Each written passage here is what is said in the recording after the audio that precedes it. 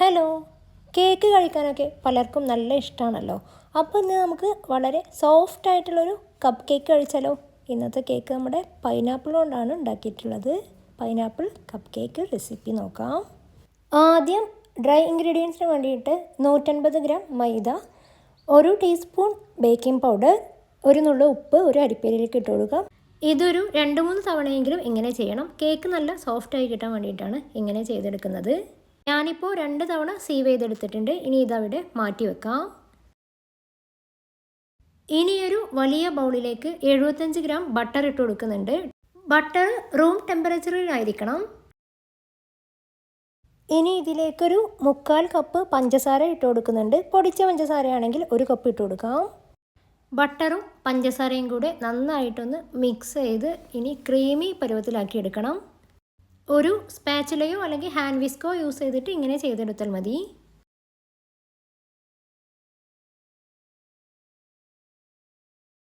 ഇനി ഇതിലേക്ക് ഒരു മുട്ട പൊട്ടിച്ചൊഴിച്ച് നന്നായിട്ടൊന്ന് ബീറ്റ് ചെയ്തെടുക്കാം. ചെറിയ മുട്ടയായതുകൊണ്ട് ഞാനിവിടെ 2 എണ്ണം എടുക്കുന്നുണ്ട്. വലിയ മുട്ടയായ 1 എടുത്താൽ മതി. നന്നായിട്ട് ബീറ്റ് ചെയ്തതിന് ശേഷം രണ്ടാമത്തെ മുട്ടയും കൂടെ പൊട്ടിച്ചൊഴിച്ച് കൊടുക്കാം.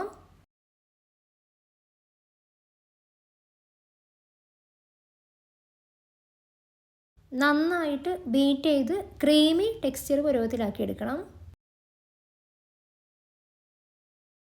ഇതിലേക്ക് 1/2 ടീസ്പൂൺ വാനില എസൻസ് ഒഴിച്ചു കൊടുക്കുന്നുണ്ട്. സ്പാറ്റുല കൊണ്ടൊന്ന് മിക്സ് ചെയ്ത് കൊടുക്കാം.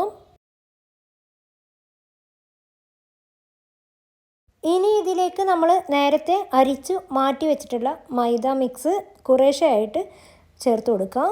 3-4 ബാച്ചുകളായിട്ടാണ് ചേർത്ത് കൊടുക്കേണ്ടത്.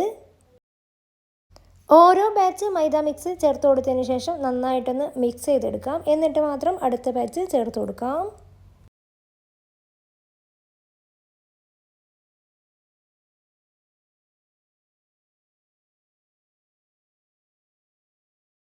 നന്നായിട്ട് മിക്സ് ചെയ്തതിന് ശേഷം 1/2 കപ്പ് പൈനാപ്പിൾ ജ്യൂസ് ഇതിലേക്ക് ഒഴിച്ചു കൊടുക്കുന്നുണ്ട്. വീണ്ടും എല്ലാം കൂടെ നന്നായിട്ടൊന്ന് മിക്സ് ചെയ്തെടുക്കണം. ശേഷം ഇതിലേക്ക് 1/2 കപ്പ് പൊടിയായി അരിഞ്ഞ പൈനാപ്പിൾ പീസസ് ചേർത്ത് കൊടുക്കാം. മിക്സിയിലൊന്ന് ക്രഷ് ചെയ്തെടുത്താലും മതി. എല്ലാം കൂടെ നന്നായിട്ടൊന്ന് മിക്സ് ചെയ്ത് നമ്മുടെ ബാറ്റർ ഇവിടെ റെഡി ആയിട്ടുണ്ട്. കപ്പ് കേക്ക് മോൾഡിലേക്ക് ഓരോ കപ്പും ലൈൻ ചെയ്ത് വെച്ചിട്ടുണ്ട്. ഇനി ബാറ്റർ ഓരോ കപ്പിലേക്കും 1/4 ഭാഗത്തോളം ഒഴിച്ചു കൊടുക്കാം.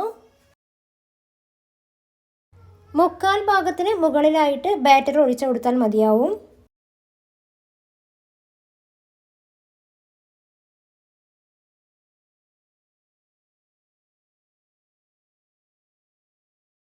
ഓവൻ 180 ഡിഗ്രി സെൽഷ്യസിൽ 10 മിനിറ്റ് പ്രീ ഹീറ്റ് ചെയ്തെടുത്തിട്ടുണ്ട്. ഇനി 180 ഡിഗ്രി സെൽഷ്യസിൽ ഒരു 20-22 മിനിറ്റ് ഒന്ന് ബേക്ക് ചെയ്തെടുക്കാം. അപ്പോൾ ഇത്രയേ ഉള്ളൂ. കേക്ക് ഇഷ്ടപ്പെടുന്നവരൊക്കെ ഒന്ന് ട്രൈ ചെയ്ത് നോക്കിയിട്ട് നിങ്ങളുടെ ഫീഡ്ബാക്ക് അറിയിക്കണേ. പുതിയൊരു വീഡിയോയുമായി വീണ്ടും വരുന്നവരേക്കും ബൈ.